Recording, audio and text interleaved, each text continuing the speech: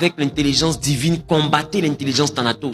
L'intelligence Thanatos détruit les relations, même les plus stratégiques que Dieu t'envoie. Quelqu'un a dit, personne n'est assez fort pour rester fort tout le temps. Donc il y a des personnes, il faut comprendre. Aujourd'hui, c'est toi qui as l'argent. Mais deux fois, il faut comprendre cette phrase. Personne n'est assez riche pour rester riche tout le temps. Si on a vu de grandes familles comme la famille de Mobutu tomber, c'est que tomber n'est pas l'heure de tout le monde. Attention. Il y a un vent qui va souffler dans ta vie et tu as besoin de quelqu'un que Dieu t'a envoyé. Mais l'intelligence Thanatos peut te faire claquer la porte. Comprenez ce que je vous dis. Décidez de ne plus être ami intime avec quelqu'un. C'est-à-dire, ami intime, c'est ton ami, ton confident, quelqu'un qui est très proche de ton quotidien.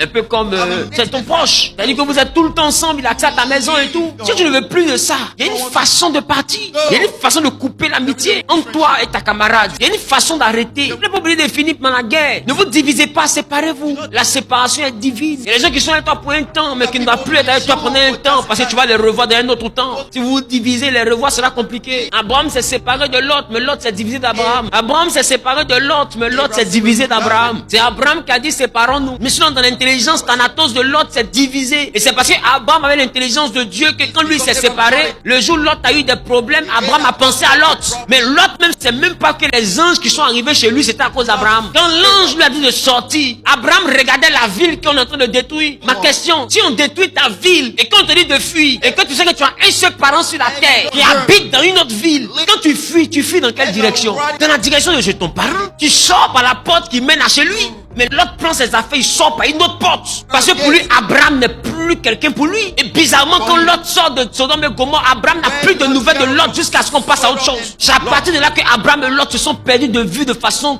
définitive.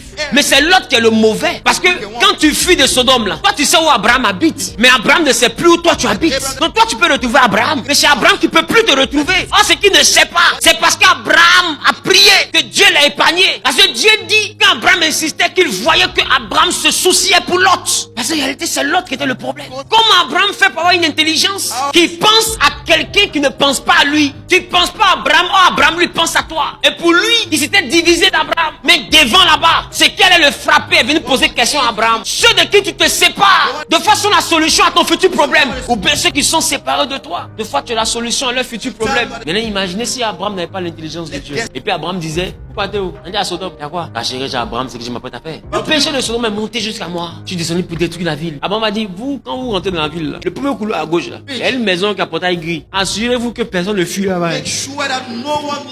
Si on parle de péché, là, c'est eux qui ont commencé. Là-bas, il y a un monsieur qu'on appelle Lot. Il n'y a pas un gras qui dépasse l'enfant là. Quand Dieu m'a parlé, je l'ai prié un mois. On est parti en Égypte. Lui, il avait sa femme. Moi, j'ai vendu ma femme. Nous deux, on était galères. Moi, j'ai vendu ma femme. On a eu des richesses. Ces richesses-là, on a partagé. Richesse de moi, ma femme qui est vendue. On a partagé ça à deux. Je l'ai donné pour lui. Et puis, j'ai pris pour moi. On sort d'Égypte. Mouton que moi-même, je lui ai donné. Normalement, tous les moutons m'appartiennent. Il a trouvé le moyen de faire palabre entre mes bergers et ses bergers. Et à cause de palabre de berger, mouton de ma femme que j'ai vendu, il a pris pour lui. Serviteurs et servantes qui sont venus de la gloire que moi j'ai eue. Il a pris ses serviteurs et puis il est parti. Jusqu'à aujourd'hui, l'enfant n'est jamais revenu me dire merci. Même quand je lui ai dit choisis, il a regardé à gauche. Et il dit à gauche là, il n'y a pas de l'eau, il n'y a pas d'arbre, il n'y a rien. Lui, il va pas là-bas. Il a regardé à droite. Il dit à droite là, ça ressemble à un jardin de l'éternel. Ça ressemble à un jardin de l'éternel.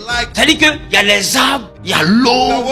C'est-à-dire que tout pour que les moutons là vivent. Et moi, qui ai vendu ma femme pour que lui puisse avoir mouton, il m'a envoyé là où il n'y a pas l'eau, là où il n'y a pas herbe. Et lui que moi j'ai aidé, il a choisi l'endroit où il y a l'eau et puis il y a herbe. C'est-à-dire que l'enfant là prépare la mort de mon troupeau. Et depuis qu'il est parti, il n'est jamais revenu demander tonton, tes moutons vont bien. Peut-être j'ai tout perdu, il s'en fout. Si tu parles la Bible dans le contexte, tu ne peux pas comprendre. Peut-être mon troupeau est décimé. Et Abraham, là, il réfléchit, il dit, ouais, dans la vie, il faut savoir qui tu es. Et puis on dit à Abraham, là où ton ingrat là habite, on s'en tuer tout le monde. Et Abraham dit, et s'il y a 10 justes? Mais en réalité, l'autre est juste, c'est qu'il vous explique. Mais Dieu dit, il savait que c'était à cause de Lot. Alors quand Dieu arrive, il vient donner l'information à Lot.